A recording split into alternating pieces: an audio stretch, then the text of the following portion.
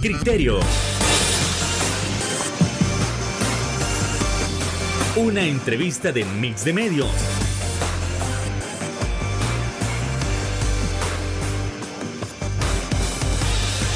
Que aborda frontalmente los problemas de El Salvador con los verdaderos protagonistas y plantea soluciones.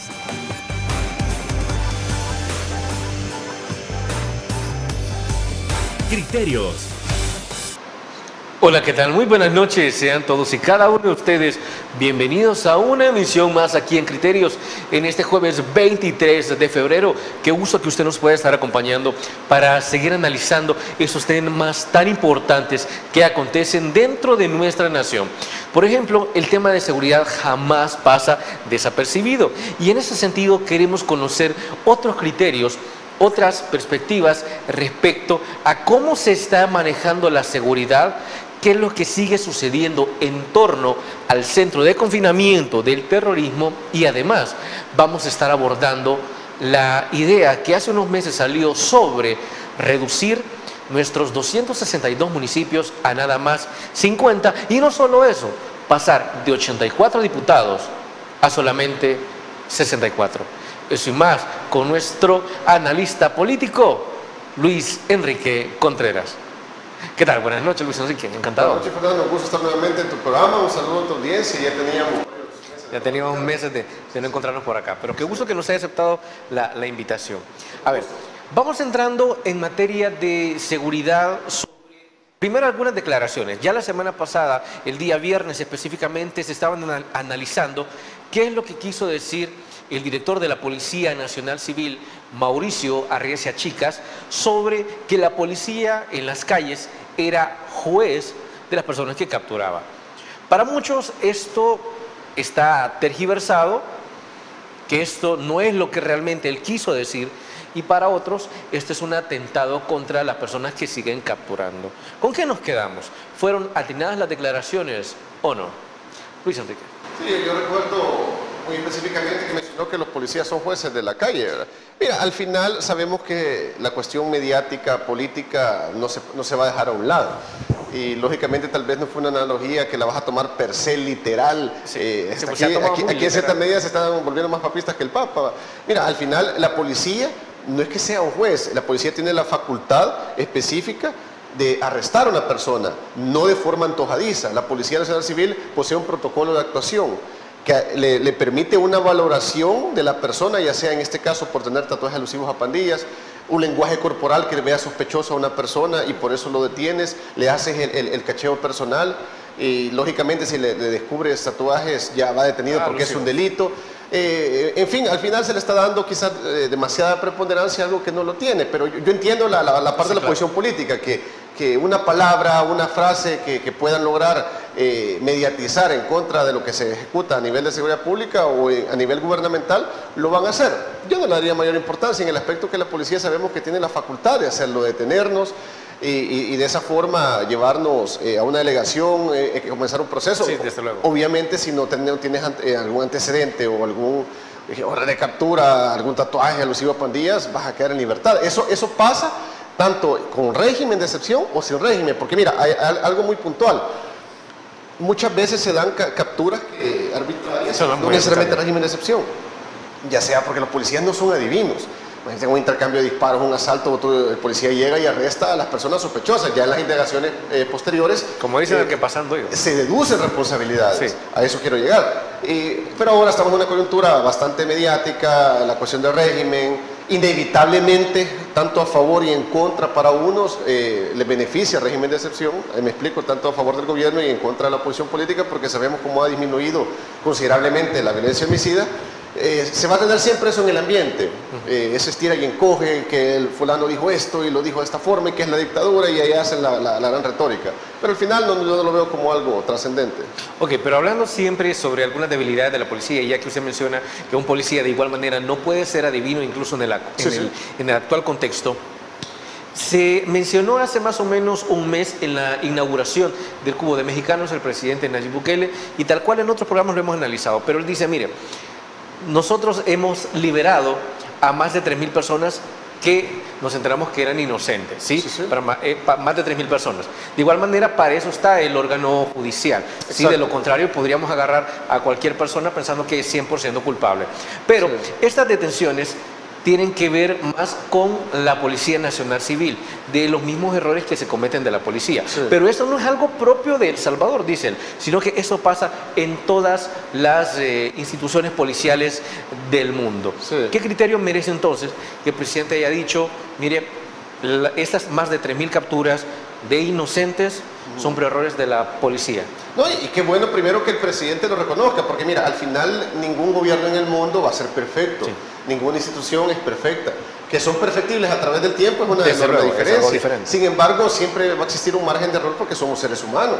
Es decir, en el momento que el presidente lo reconoce y se ha logrado soltar a estas personas, que bueno, como te mencionaba hace un momento, siempre se dan capturas sin régimen de excepción, muchas veces que no son culpables. Sí. Sin embargo, hoy por la misma presión mediática, la coyuntura que vive el país se hace de esa forma. En Estados Unidos, por ejemplo, que es válida en muchos estados la pena de muerte, se han asesinado a personas inocentes.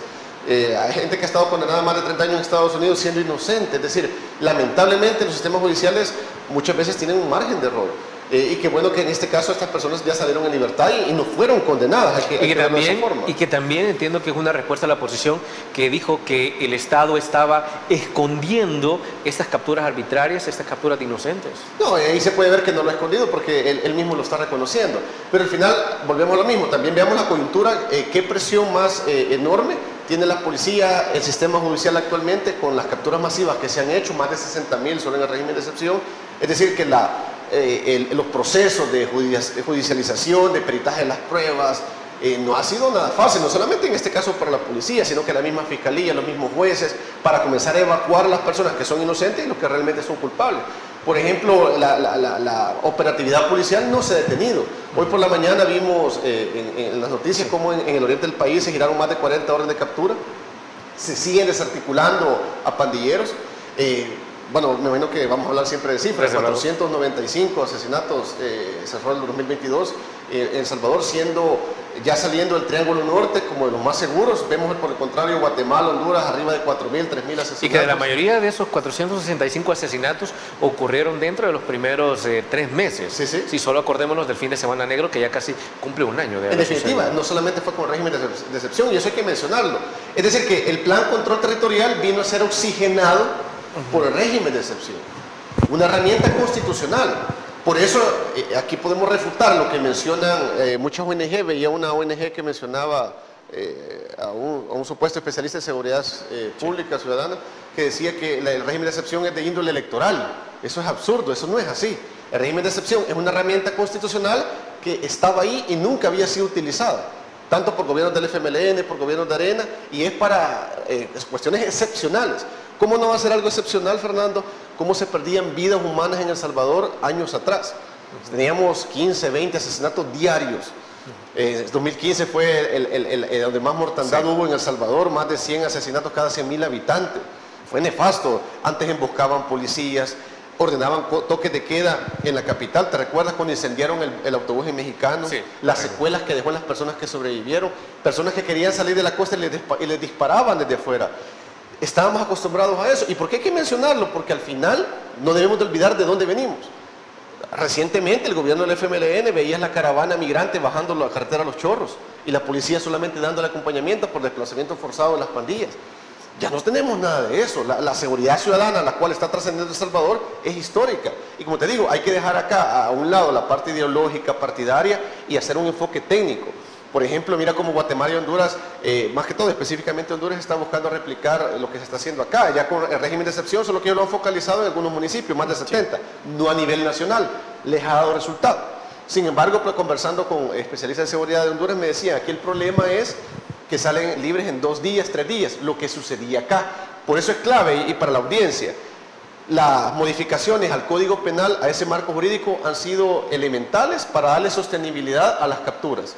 ¿Por qué? Porque antes te podían detener, tenías un tatuaje alusivo a pandilla, inclusive las lágrimas que indican que ya has asesinado a personas y no podían hacer nada respecto a las autoridades. Ahora ya es delito y está destinado a una condena. Por eso hemos visto el reflejo de pandilleros quemándose la piel, borrándose los tatuajes, haciéndose otros encima. Eso le ha dado mayor sostenibilidad al régimen de excepción, esa adecuación legal. Por eso es importante la parte jurídica, irla adecuando a los tiempos que se viven en los países. Nuestro país ya no estaba factible para que la base legal favoreciera siempre al reo. Aquí era por el contrario. A ver, ¿podrían haber sido esas las razones por las cuales aquellos planes mano dura y super mano dura fracasaron debido a eso que se menciona, que mire, los captura y 3 días después ya andan fuera? Esos fueron algunos de los principales fracasos que no modificaron el Código Penal. Sí, ese fue uno de los elementos. Primero, no existió la voluntad política para hacerlo. Sí. No lo hacían de forma real. Los operativos, las investigaciones eran intermitentes.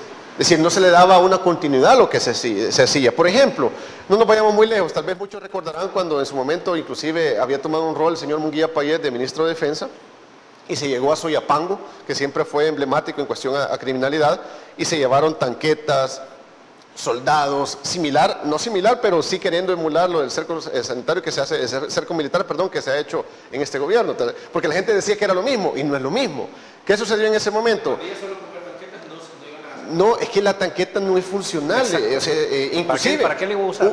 Para ponerte un ejemplo, un M16, el arma que andan los soldados, si lo detonas en una ciudad es altamente peligroso. Sí. O sea, es decir, que eso era nada más un show mediático porque a los días se fueron. La misma comunidad lo decía, si solo vinieron a hacer el show y se fueron. Cuando fue a Panchimalco, te recuerdas también con soldados caminando a media calle, era más peliculesco que otra cosa. Aquí vemos algo diferente. A través de perfiles geográficos del crimen, que es una técnica criminológica, ves cómo las autoridades actualmente buscan focalizar e identificar las zonas de alto riesgo para establecer los cercos militares, como se les ha denominado. Lógicamente trabajando en conjunto con la Policía Nacional Civil y Fiscalía. Es decir, dan un tiempo prudencial. A través de eso no se trata solamente de llegar de forma antojadiza, sino que hay investigaciones previas, Fernando. Lo que pasa es que eso no lo van a dar a conocer, lógicamente. ¿En qué aspecto? Sí, porque sería darles una herramienta para que huyan. Cuando se dio en la Totonechapa, en Soyapango, cercos sanitarios. Otro ejemplo te podría dar, quizás más puntual. El año pasado muchas personas decían que era impensable que cabecillas de las pandillas vivieran en zonas suntuosas de Santa Elena, donde detuvieron a unos, ¿te recuerdas? ¿Por qué? ¿Por qué se dio con ese paradero? Gracias al régimen de excepción también. Las intervenciones telefónicas, la investigación policial. No es que la policía antojadizamente iba pasando por la residencial y se les ocurrió meterse a la casa, me explico. Hay una investigación previa de por medio, las autoridades son muy buenas trabajando en conjunto de esa índole. Aquí podemos ver una fiscalía y una policía, como se le ha denominado actualmente, el gobierno le ha denominado el Gabinete de Seguridad Ampliado. Y ahora vemos cómo, articulado. Exacto, vemos una mejor sistematización. ¿Cómo lo ve reflejado? En los resultados. La disminución considerable de violencia y homicidio, decomisos de armas, de vehículos, recuperación de territorios. Esto es importante. Fíjate que en seguridad ciudadana, a los territorios que ha perdido el gobierno la facultad de brindar seguridad pública, sea el país que sea, se les denomina estados vacíos. ¿Por qué? Porque el Estado ha dejado abandonado a las personas. El Salvador tenía una infinidad de estados vacíos, que eran los territorios controlados por las pandillas. ¿Cómo es posible que tú llegabas, te pedían el DUI, incluso una pizzería muy popular aquí en El Salvador hasta hizo un anuncio que estaban llegando a Soyapango? Nos habíamos acostumbrado a algo realmente muy triste, Fernando. Sumamente. Y vamos a continuar analizando esta situación tras nuestra primera pausa comercial. Ya volvemos.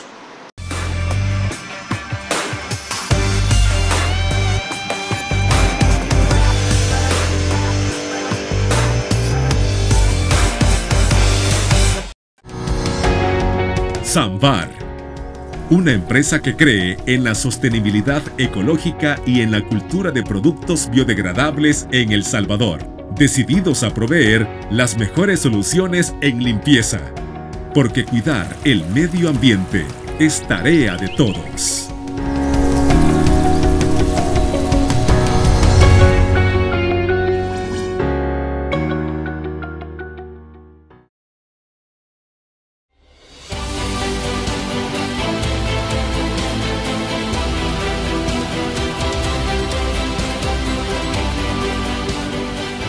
Nuestro compromiso, nuestra pasión, son algunas de las cosas que nos caracterizan como salvadoreños.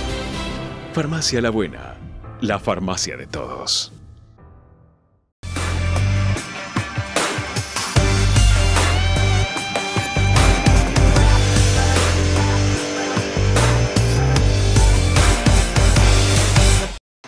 siempre en materia de seguridad, ¿de qué manera se le puede contestar a la oposición cuando menciona constantemente que el régimen de excepción es totalmente inconstitucional debido a que la causa que generó aquella masacre en aquel fin de semana oscuro el año pasado, pues esa causa ya desapareció, por tanto es inconstitucional?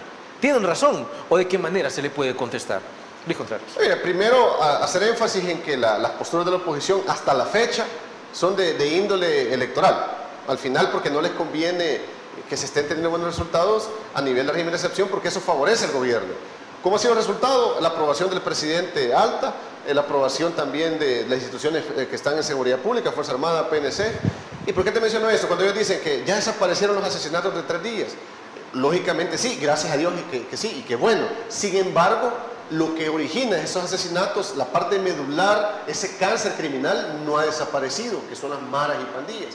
Por eso es importante que el régimen continúe hasta que las autoridades hagan una evaluación técnica, hay que hacer énfasis en esto, para poder ya, inclusive podría darse un caso que se va a focalizar, por ejemplo, como lo tiene Honduras. Sí. Aquí como nuestra criminalidad era muy grande, el país es pequeño, qué bueno que lo hayan hecho a nivel nacional, después lo pueden solo focalizar, podría darse el caso, no sé si las autoridades lo van a hacer de esa forma, pero lo que voy es eso, las maras y pandillas hemos visto cómo todavía han venido, se han detenido gente que extorsiona, en cierta medida algunos que han logrado amedrentar a unas personas con la extorsión, sin embargo está siendo desarticulado, por eso es importante la ampliación que se ha estado dando y vamos a llegar casi al año. Sí. ¿Por qué? Porque lo que se gestó en 30 años en gobiernos de Arena y el FMLN nos iba a eliminar, a neutralizar, más bien dicho, en un mes. Me explico. Aquí podemos ver cómo nosotros vivíamos en una guerra de baja intensidad, hay que mencionarlo para que lo entienda la población. La guerra de baja intensidad son grupos armados, como eran las maras y pandillas, que no buscan primero derrocar al Estado, a diferencia del FMLN en la guerra, fratricida que tuvimos en los años 80. Aquí es diferente, las pandillas buscan convivir con el Estado y lo hacen de una forma cómoda, amedrentaban a la gente, extorsionaban al sector transporte, que ya el 95% dicen que ya no sufren extorsión, ha disminuido el 95% de la extorsión. Habían hecho mucho dinero con base a ese flagelo de la extorsión, ponían ellos negocios, ellos ya se habían vuelto empresarios. Ellos no tenían la capacidad para derrocar un gobierno y por el contrario se aliaron muchas veces con políticos. Tenemos a un exalcalde de Arena condenado, el de Apopa, ¿te recuerdas? Por colaborar con pandillas, al exalcalde de San Salvador también procesado por ese delito. En lugar de verla como un problema, la volvieron un instrumento. Exacto, un instrumento y aliados políticos también. En su momento el señor Payés mencionó, ¿te recuerdas? Que hasta ellos tenían el derecho de hacer un partido político. Es decir, no sé si estaba en sus cabales el señor cuando mencionó eso, sin embargo fue algo muy, muy triste. Y a eso quiero llegar, de que el aparataje, todo el andamiaje estatal de seguridad pública, el gobierno lo tiene enfocado a la neutralización de las pandillas. Porque eso es clave, que el crimen, porque después creo que hay una pregunta con respecto a eso, el crimen no se elimina, se neutraliza, que es muy diferente. Y el régimen de excepción está permitiendo eso, que esa operatividad pandilleril criminal no vuelva a resurgir nuevamente en el corto plazo. Tal cual, de que se menciona, mire, lo que se está buscando es que no vuelva a resurgir. Sin embargo, hay algunos miembros de oposición que están mencionando que puede haber un peligro en que lo que nosotros conocemos como pandillas puedan mutar en algo más. ¿A qué se refieren con esto? Fíjate que el crimen siempre tiende a tener una mutabilidad. Sin embargo, en el país veo difícil que puedan reconfigurarse nuevamente. Más bien diría yo que el reto lo tiene en este momento Honduras y Guatemala, los países vecinos. ¿Por qué? Porque se están yendo a huir a estos países. Inclusive sabemos que tanto Guatemala y Honduras también tenían ya pandillas. Y como ya no ha habido modificaciones a las leyes, no se tiene como un control real como se tiene en el país de la seguridad pública, allá se pueden reconfigurar y no necesariamente regresar a El Salvador. Quedarse ya fluctuando, delinquiendo en esos países. Sí. Para ponerte un ejemplo, un especialista también en análisis político de Costa Rica me mencionaba que en Costa Rica ya han detenido pandilleros también de El Salvador que han andado huyendo. Costa Rica no tiene ejército, Costa Rica no está acostumbrado a la cuestión pandilleril, Costa Rica ya tiene más alza de homicidios que nosotros, cerró el año 2022 con más de 600 homicidios. Es decir, es un reto para estos países, diría yo. Aquí, ¿qué es lo que se está viendo? Y lo que siempre ha existido, el delito de oportunidad, que es el robo, el carterismo, Ese es otro tipo de delito. Al final... Que después ya no veíamos homicidios, gracias a Dios. Exacto. Pero después vimos un aumento por ahí de los robos, que muchos decían, miren, lo que pasa es que los pandilleros, los que quedan por ahí, es lo que se están dedicando ahora. Sí, no solamente eso, acuérdate que en los territorios controlados, que las pandillas tampoco no dejaban como delinquir a los mismos ladrones que no pertenecían a la pandilla, es decir, ellos controlaban el territorio. Sin embargo, ¿a qué quiero llegar con esto? Ese tipo de hurtos, de robo, el delito de oportunidad o delito común, se va a neutralizar con modelos de seguridad ciudadana. Por ejemplo, los sistemas de videovigilancia. Ya podemos ver cómo las principales ciudades de El Salvador, San Salvador lo ha modernizado, Santa Tecla, en Santa Ana ya se tiene, no existía en Santa Ana, imagínate una ciudad tan importante, San Miguel también lo tiene. Estas ciudades importantes también tienen que irse derivando a ciudades pequeñas. ¿Por qué? Porque todo queda registrado y le permite una mayor reacción inmediata a las autoridades. Mira, un ejemplo de ello, creo que vale la pena mencionarlo. Tú te has dado cuenta cómo hoy en el tráfico, si tú te peleas, te insultas o cometes una infracción, hoy los que con el teléfono todos se convierten en reporteros ciudadanos, sí, y lo viralizas en Twitter, pero mira qué interesante, en años pasados yo no había visto una respuesta tan rápida de las autoridades, y eso es muy bueno. ¿Por qué te menciono este ejemplo? Porque tanto eso como los sistemas de vigilancia y que exista una condena posteriormente, es decir, que no quede impune ese robo, te va a generar un efecto disuasivo. Ya el delincuente dice, bueno, aquí hay cámaras, bueno, aquí las autoridades me van a detener en cuestión de segundos. Hoy sí lo van a detener. En cuestión de horas, exacto. Y se ha dado el caso, no recuerdo cuál caso fue de todos, que un tipo que atropelló, no sé si a una señora en Sonsonate y se fue a entregar a la delegación porque le habían viralizado en redes. Dijo, mejor me vengo a entregar a que me saquen la fotografía en otro lado, ya esposado. Me explico, ya genera un disuasivo. Y eso es muy bueno porque ya los modelos de seguridad ciudadana ya van edificándose para anticiparse a este tipo de conductas delictivas. A ver, y hablando de modelos de seguridad, algo que también se criticaba y que tiene los dos aspectos es respecto al centro de confinamiento del terrorismo, sí. Que para la oposición es totalmente innecesario porque la oposición dice, mire, eso se debió de haber gastado en escuelas, en hospitales, en otro tipo de situaciones, pero por otra parte se menciona, entonces usted lo que quiere es que a estas más de 60,000 personas tenerlas hacinadas y tenerlas en lugares que pueda que no cuenten con el 100% de medidas para evitar que estos escapen. ¿Por dónde nos vamos, Luis Enrique? Sí, primero, nuevamente lo que te mencionaba, la oposición política, el discurso electoral, que al final no cala en la población, pues porque todos sabemos que no es así. Primero, tanto Arena y el FMLN no tienen como la moral para criticar que se esté haciendo este centro de confinamiento y no se hayan hecho universidades, escuelas, cuando ellos en su momento nunca lo hicieron. Primero, de hecho, Zacatrás se creó en la época de Zaca. Exacto, pero ¿a qué quiero ir con esto antes de aterrizar quizás en los centros penitenciarios? Tanto el FMLN y Arena no ampliaron el sistema educativo en infraestructura, por un lado. Segundo punto, tanto Arena y el FMLN no tuvieron éxito en el combate a las pandillas. Y por el contrario, se acrecentó esa problemática. Por el contrario, tanto Arena y el FMLN colaboraron con las pandillas, hicieron pactos. ¿Cómo van a venir ahora a criticar un centro de confinamiento que va a tener a estas pandillas, lógicamente ya condenadas? Es necesario ese centro de confinamiento, primero para la cuestión del hacinamiento y evitar con ello revueltas internas, lo que pasó en Ecuador, por ejemplo. En Ecuador, desde el año pasado, se tuvieron revueltas internas a tal grado en los centros penitenciarios que tomaron de rehenes a los custodios. Imagínate qué descontrol. Ecuador no ha podido ni controlar los centros penitenciarios. Cuando el presidente Lazo en su momento criticó al presidente de El Salvador por tener el régimen de excepción y después él viene y lo implementa en Ecuador. Es decir, al final El Salvador se está volviendo un referente, ya es un referente a nivel regional en cuestión de seguridad pública. No solamente en la operatividad de las pandillas, sino que también en centros penales. ¿Por qué te menciono esto? Para darle datos a la población. Nuestro sistema penitenciario, antes de la creación del Centro contra el Terrorismo, tenía capacidad para 18,000, 19,000 reos. Antes del régimen de excepción ya teníamos 30,000 detenidos. Ya estaba hacinado. Sí. Y vienes y le metes más de 60,000, urgía lógicamente un centro de confinamiento nuevo y más específico con características tecnológicas de seguridad para tener a reos de alta peligrosidad, no reos comunes, muy diferentes. En esta ocasión no se puede decir que el centro de confinamiento del terrorismo va a ser específicamente de la pandilla 18, va a ser de la Mara 13, nada que ver. No es que no tienen que tener, primero criminológicamente no hay nada que te diga que porque tienen que estar separados o tener prerrogativos. Exacto, porque o sea, que no hay un estatus ni nada parecido en cuestión de las pandillas. Son criminales condenados, asesinos condenados. Sí. Y sí se necesitaba hacerlo.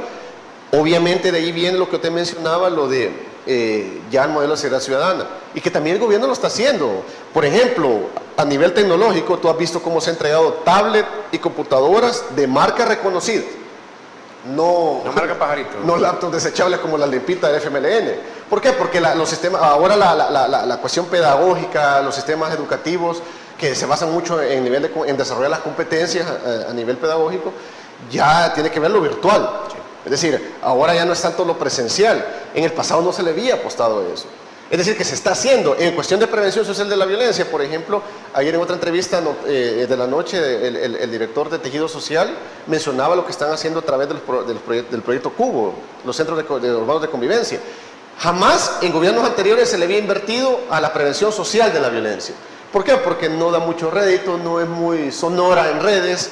Estás atacando el problema de raíz, evitando, en este caso, yendo a zonas vulnerables, marginales, donde se reclutaban los niños, a los jóvenes, donde muchas veces apenas iban a estudiar y posteriormente no tenían otra cosa que hacer. Con eso se le puede afirmar a la oposición que no es cierto que ellos mencionen que solo se está apostando en atacar el delito, pero no en prevenirlo. Exacto, es que es un andamiaje equilibrado lo que se hace. Como te repito, la oposición busca siempre, y siempre lo va a hacer, es entendible, la cuestión de un discurso electoral que al final no cala a la población. Okay. Sigamos ampliando, pero esta vez desde una de las visiones sumamente comentadas en las últimas semanas, como es la visión del Faro. Pero eso tras la pausa comercial. Ya volvemos.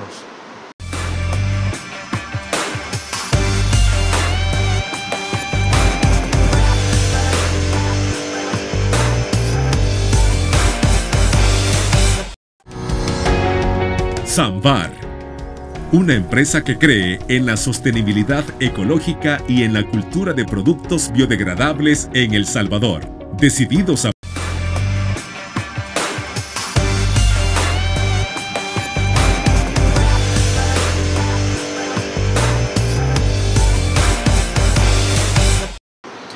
Como ustedes saben, en los últimos programas también hemos estado analizando algunas situaciones que se han dado con el periódico digital El Faro. En este sentido hay una investigación que cobra muchísima importancia, muchísima relevancia. ¿Y por qué? Porque el mismo presidente de la República, Nayib Bukele, retoma y retuitea también. Menciona El Faro que en las investigaciones se ha demostrado que las pandillas ya no existen tal cual como les conocemos. Entonces, la oposición dice: quizás El Faro se vendió, pero por otra parte lo que se menciona es, pero ¿cómo va a decir que El Faro se vendió? Si El Faro lo que hizo fue una investigación de campo, no se dedicó a repetir, sino que fue a investigar si en efecto las familias salvadoreñas se sentían más seguras. Y aquellos lugares en donde se decían que eran emblemas de las pandillas, que eran bastiones, en efecto habían totalmente desaparecido. Lo contrario. Sí, mira, al final todos sabemos que estos periódicos Faro, Facto, han tenido mucha cercanía con estos grupos criminales, trabajos de investigación, publicaciones escritas de libros, artículos de opinión, y no dudo que en este caso han seguido muy de cerca, bueno, se ha visto a través de redes sociales muchas veces los encontronazos con el presidente, sí, ese estudio a las pandillas, a tal grado inclusive que muchos de estos periodistas ya se fueron del país a buscar otras historias. Por ejemplo, estaba viendo que unos están ya en México hablando acerca de lo que hacen los carteles de droga. Es decir, mira, al final tú como también de cierta manera periodista de temas políticos, si quieres acabar la política, tienes que ver a otro lado donde puedas seguir ejerciendo lo que te gusta. Y en este caso es bien evidente que al ya no existir ese músculo criminal de las pandillas en El Salvador, me imagino que tienen una preelección por escribir sobre el crimen. Allá ellos, no quiero decir con esto que sean criminales, al contrario, son gente que le gusta, sí, investigar ese fenómeno, y se han ido a otro lado a hacerlo. Y me imagino que constataron con base a una investigación per se que realmente las pandillas ya no tienen el control de antes. Es decir, no tienen la capacidad, yo te lo mencionaba al inicio de la entrevista, de reconfigurarse y enfrentar directamente al Estado. Mucho menos como lo ha fortalecido el presidente a la Fuerza Armada y a la Policía, en equipo tecnológico, en armas, también en capacidad numérica. La Fuerza Armada ha crecido mucho. Los vehículos Yago, por ejemplo, que son vehículos de asalto. Es decir, solo eso te genera un disuasivo. Al final, ahí puedes darte cuenta que el andamiaje del Estado en seguridad pública bastaba para neutralizar a las pandillas. No había existido voluntad política para hacerlo. Y lo que te mencionaba, que ha sido crucial, que ha sido como la piedra angular también, las modificaciones al marco jurídico. Eso le ha dado sostenibilidad. De aquí yo pienso que ya como un análisis ya más técnico a nivel de seguridad ciudadana, este año va a ser vital. Pienso que este año ya tendría que irse viendo cómo se focaliza el régimen de excepción o se quita ya posteriormente, y ya darle más impulso a algo que ya se está haciendo, te lo mencionaba, a la prevención social de la violencia. Porque al final, mira, esto va a ser clave, la dinamización económica, en el sentido que muchas empresas que pagaban extorsión habían prescindido de los servicios de muchos empleados. Ahora pueden nuevamente volver a contratar, generar nueva inversión. Por ejemplo, yo conozco una persona que es empresario de buses, él pagaba $11,000 mensual, $1,000 por cada autobús. Y el año pasado, imagínate, estoy hablando de noviembre del año pasado, que hoy ya estamos en febrero, ya él me decía en noviembre, a todos se lo llevaron. El último que me vino a cobrar la renta era un niño, mandaban a niños, y tampoco ya viene. Qué bueno por estas personas, $11,000 mensuales que los puedes invertir para tu familia, otro negocio, me explico, porque la crisis económica mundial... Era más de $130,000 aproximadamente. Sí, en definitiva, la crisis mundial que nos ha dejado el COVID, y a eso le vienes a agregar la guerra de Ucrania, que ha encarecido muchos productos, sí. Para el gobierno va a ser un reto ver cómo se puede dinamizar esa parte económica y al final amortiguar un poco la cuestión monetaria que está viviendo el país, porque para nadie es un secreto. Ok, entonces por tanto sí se puede constatar que con la investigación del Faro, también a pesar de que ha sido catalogado como medio de oposición, sí. Ellos mismos están constatando que esto ha desaparecido. Es más, incluso si usted puede leer la investigación, ellos hablan con un expandillero que huyó del país, sí. Que está en Guatemala, y le preguntan, ¿tiene planeado regresar al país? ¿Tiene comunicación? Y él les menciona en la investigación, en primer lugar, no pienso regresar porque hemos visto que el Estado tiene un control total, número uno, y número dos, tampoco se tiene ningún tipo de comunicación, porque a las personas con las que se tenían, pues ya se las llevaron, no existen más. Y desde luego la percepción en las diferentes encuestas, encuesta de la UCA, encuesta de la Gavidia y otras que ustedes pueden constatar, la población también percibe ese ambiente de seguridad que era totalmente impensable en el pasado. Es decir, la oposición puede decir que muchas encuestas están vendidas. La cuestión es que cuando usted le pregunta a estas personas, en efecto perciben ese ambiente de seguridad. Sí, imagínate, hasta el día 20, según la mesa técnica de la fuente de la PNC, Fiscalía, se tenía 0.7 asesinatos. Fíjate que enero cerró con 0.5. Fíjate que interesante, es decir, que ha habido un leve aumento. Y ahora, eso solo para agregar, sí. Ninguno de estos asesinatos se ha comprobado que sean por pandillas. Exacto, hemos tenido lamentablemente algunos feminicidios este mes, sí. No ha sido de índole pandilleril. Noviembre cerró con 0.7, diciembre 0.5, octubre 0.8, septiembre 0.9, agosto quizá fue el que trascendió como último mes de 1.1 asesinatos diarios. Aquí puedes ver el reflejo del régimen de excepción. Esto era impensable en el pasado, antes, Fernando. Y por eso, qué bueno por el país que se ha salvado muchas vidas. Mira, cuando mencionan también que no era necesario el régimen de excepción, al paso que íbamos se iban a perder muchas vidas humanas, de gente inocente.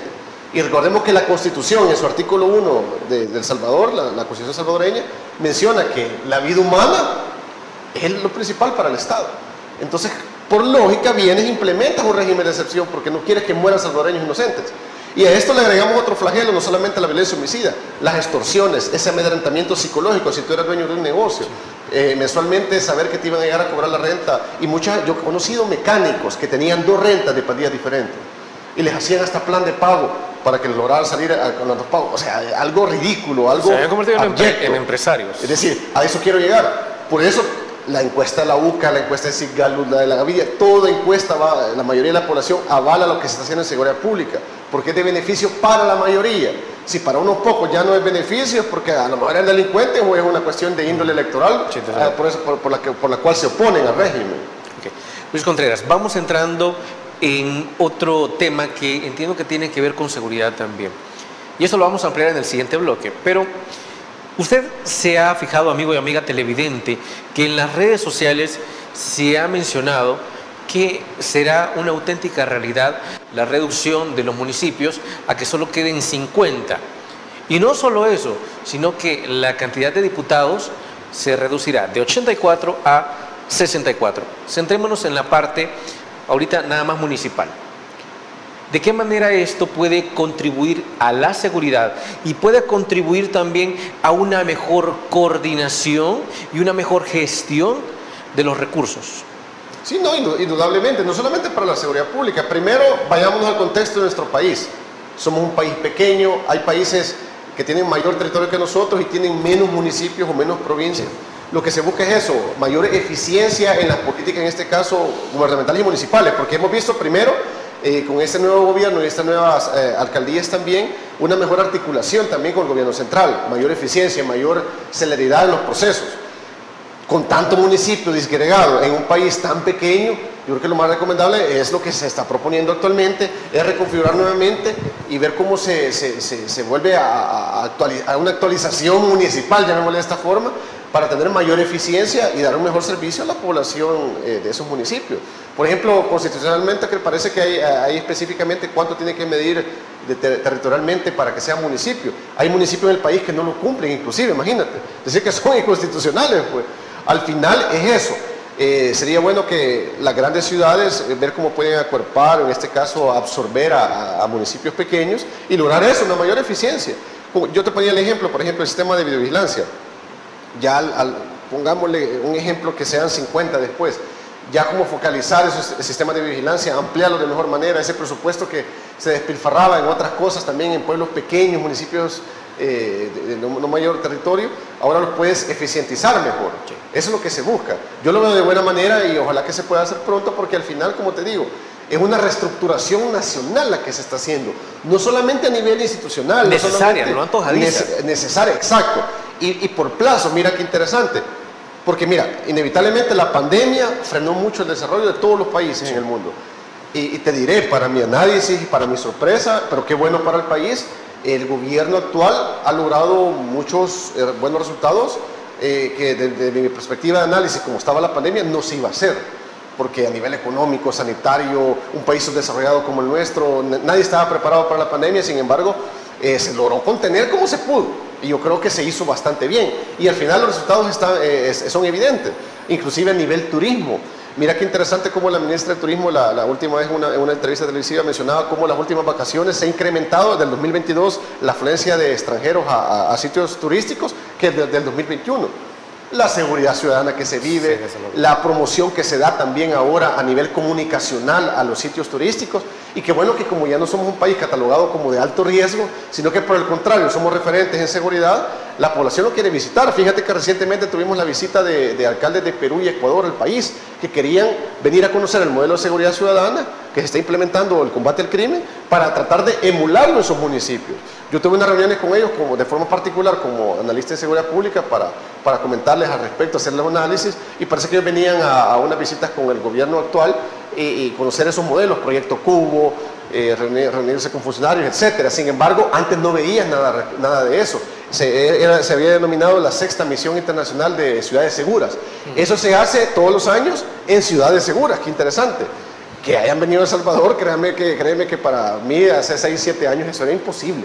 Hasta la misma gente del Faro mencionaba eso en su momento. El señor Valencia, bueno, que él creo que no está en el Faro, sino que es un escritor español que también analiza mucho el tema de seguridad, que él mencionaba, que le hubieran dicho a él que el país iba a lograr controlar las pandillas, era impensable. Teníamos una operatividad criminal lamentable, y como te digo, en el FMLN se acrecentó. En el quinquenio de Sánchez Serén se tuvieron más de 23.000 asesinatos. Se incrementó de forma voraz. Con Mauricio Funes se tuvo 18.500. Es decir, fueron un fiasco completo. Más de 72.000 asesinatos los últimos 4 quinquenios, incluyendo a Antonio Saca, a Paco Flores. Es decir, y que estos partidos políticos vengan a querer corregir la plana de lo que se está haciendo en seguridad pública, realmente es ridículo. Ahora, analicemos, pero tras la pausa comercial, la necesidad de reducir de 84 a 64 diputados. Pausa, volvemos.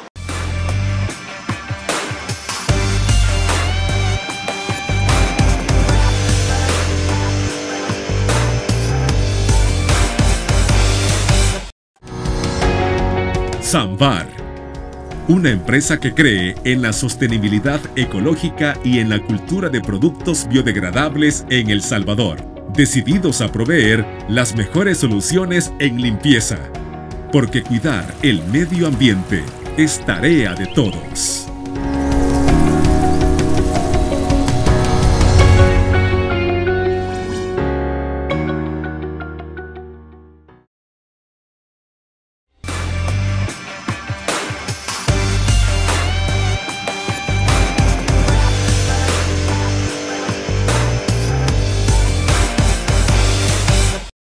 A ver, si analizamos la necesidad de la reducción de municipios para centralizar y para utilizar y gestionar de una mejor manera los recursos del Estado en las nuevas o las municipalidades que van a quedar, es necesario también analizar si es necesario reducir de 84 a 64 diputados. Es decir, esto mejora la gobernanza, esto mejora la gobernabilidad, gestiona mejor los recursos, hay una mejor toma de decisiones. ¿Dónde nos quedamos? Sí, mira, al final lo que hablábamos antes de la pausa es una reestructuración del Estado la que está ejerciendo el actual gobierno o proponiendo. En este caso los municipios, lo que tú mencionas específicamente el número de diputados, en el pasado eran menos, después es que se dio el incremento. Y va de la mano porque no tendría sentido reducir los municipios si los diputados siguen de igual cantidad numérica. Al final es eso, una cuestión más eficiente de los recursos también, porque al final mira cuánto se puede ahorrar también en los diputados que se van a suprimir. Yo creo que sería muy buen dinero. Y al final lo que se busca es eso, mayor y mejores resultados para la población. ¿De qué te sirve tener una gran cantidad de diputados y al final muchos de ellos también están totalmente en contra de todo lo que se está haciendo, que la mayoría de la población favorece? Que al final es la democracia, Fernando. Porque mira, como decía una exdiputada muy conocida, después exalcaldesa, que es la democracia, les guste o no, la mayoría manda, dijo ella. Lo que pasa es que como ellos están ahora del otro lado de la moneda, ahí ya no les gustó mucho. Porque perdiste poder económico, poder político, ya poder de incidencia, ya no la tienes. Perdió los privilegios. Puedes opinar, tu opinión es intrascendente, es mejor que se jubilen. Al final muchos, por eso me imagino yo que ya dijeron que no van a correr por una reelección como diputados de la oposición, porque al final no tienen, su voto no pesa ya. ¿Y de qué te sirve un desgaste si al final vas a estar en contra de todo? No tiene sentido tampoco. Mira, al final todo gobierno, como te digo, no es 100% bueno lo que hace. Todos tienen sus defectos, tienen sus errores, porque somos humanos. Que lo hagan con una mala intención, esa es una gran diferencia, ¿no? Porque cuando mencionan, inclusive hay unos analistas, yo me atrevería a decir realmente bien triste lo que han caído, ya a un nivel de burdez, ya de agresión verbal, de insulto. Yo creo que el país no está para eso, y fíjate que en otras entrevistas la semana pasada lo mencionaba, que nosotros buscamos una mejora económica, en salud, educación, en todos los aspectos, pero también cultural, socialmente, intelectual. Pienso que si no estamos de acuerdo en nuestras opiniones, debatamos las ideas, pero no recurrir al insulto. ¿Me explico? Y aquí el problema es ese, que muchos de la oposición hoy están opinando con el hígado. Gente que se dice preparada académicamente, gente que se dice intelectual, muchos movimientos ciudadanos que al final son apéndices de Arena, apéndices del FMLN. Me explico, yo creo que hasta eso debemos de trascender a un debate de altura, porque no se trata tampoco de seguir polarizado. Yo no estoy de acuerdo con eso. Mira la polarización de tanto del FMLN y Arena en su momento. El daño que le causó. Exacto, frenó mucho el desarrollo del país en muchas aristas. Y que vengamos a estar polarizados nuevamente desde otro panorama no es correcto. Por eso tampoco soy del aval que funcionarios estén ofendiendo tampoco a gente de la oposición. No se trata de eso. Y fíjate que el gobierno actual no lo necesita. Porque cuando tú recurres también a una cuestión de ofensa, de agresión, es porque ya no tienes argumentos. ¿Me doy a entender? Y cuando tienes argumentos, recurres a la violencia. El gobierno no necesita eso porque tiene sus números a favor, tanto el presidente, los diputados. Qué interesante, la última encuesta de la UCA, 7.1, la nota de la Asamblea. En el pasado no superaban el 3. Es decir, ahí puedes ver, por más que quieran delegitimar o burlarse que son focas, que apretabotones, me explico, a eso quiero llegar, ya no caes en un análisis, sino que en una degradación, que al final ni eso les ha resultado, porque mira, ¿cuál ha sido el efecto? Brindarle gobernabilidad al Ejecutivo y una asamblea aprobada. Interesante. Ok, y también la gente hablando de la reducción de diputados, la nueva mayoría simple, a ver, estamos hablando de que se reducirían a 64 diputados. Estamos hablando que la mitad serían 32. Entonces, y la mayoría simple es la mitad más uno, la gente estaría dispuesta a que 33 diputados pudieran tomar la mayoría simple. Sí, indudablemente. Mira, si al final cuando hay una reestructura debes de acomodarte a los tiempos. Es lo que te mencionaba, vaya, una comparación quizás con la cuestión de seguridad. Si tú habías crecido en el ambiente pandilleril y te gustaba tatuarte el MS, pero como hay una ley que hoy es delito, tienes costumbre, entonces no me lo voy a hacer. Te acostumbras a esa ley, me explico. Ahora si hay una reducción de diputados, también va a haber una adecuación de la mayoría simple, mayoría calificada, y así va a ser, así va a quedar. Es decir, no le veo problema alguno. Al final es como a nivel municipal. El alcalde y el consejo municipal deciden los proyectos, y son pocos también, no son 80. Sí. Siento que no lo veo como trascendente. La mayoría calificada ya serían como 42 más. Sí, no lo veo como algo trascendente. Al final, como te digo, lo que le interesa a la población salvadoreña, yo creo que cualquier país del mundo con sus gobernantes, es que las políticas públicas vayan encaminadas a un beneficio mayoritario de la población de la nación. Eso es lo que te interesa. Ok. Sí. Momento de irnos a nuestra última pausa. No nos cambie porque ya volvemos.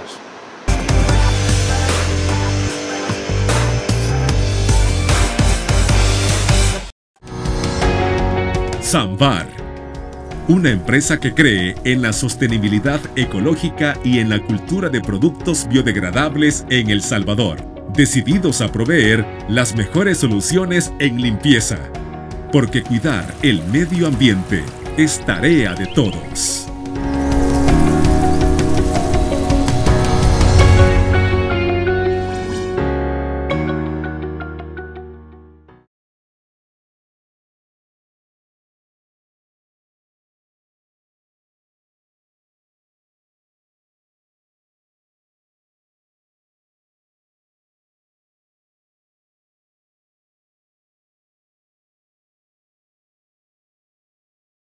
Como salvadoreños. Farmacia La Buena, la farmacia de todos.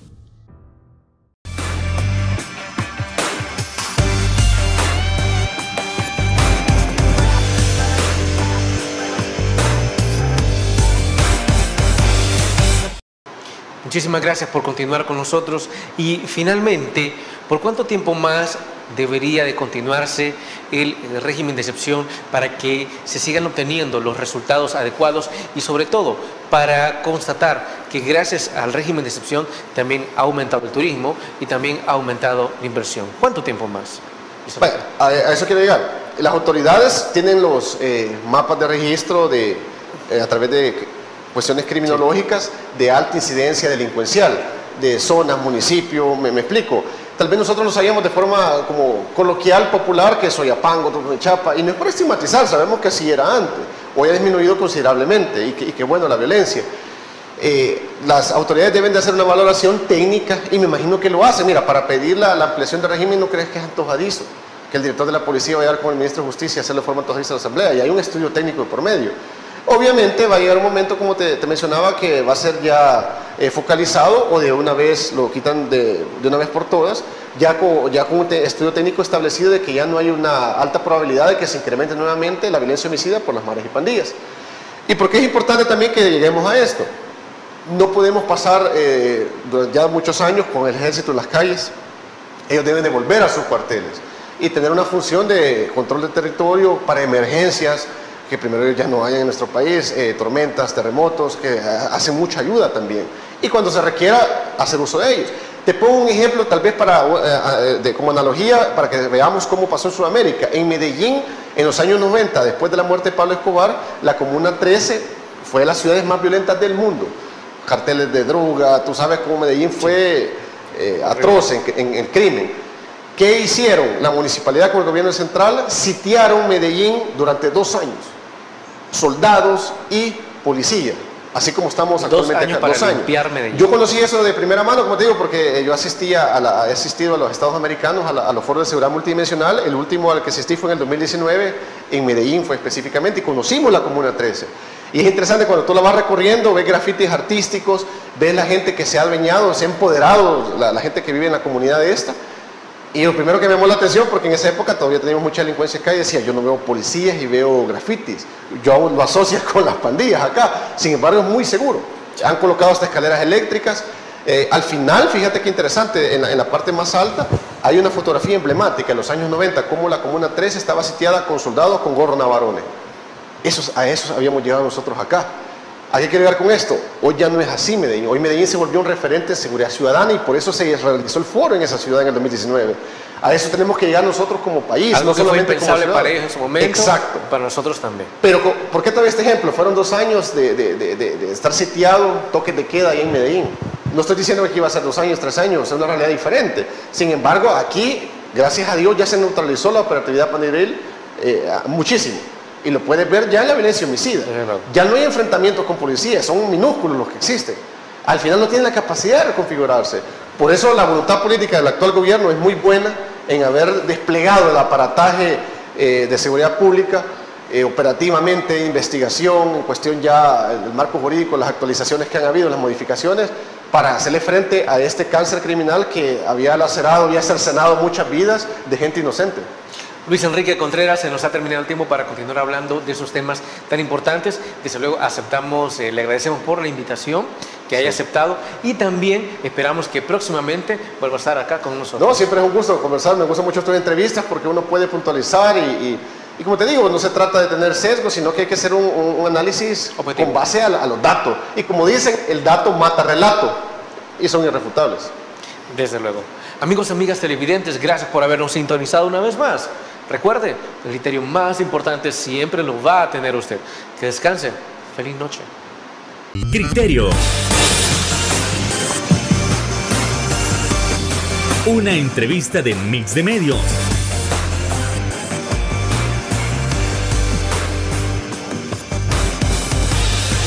Que aborda frontalmente los problemas de El Salvador con los verdaderos protagonistas y plantea soluciones.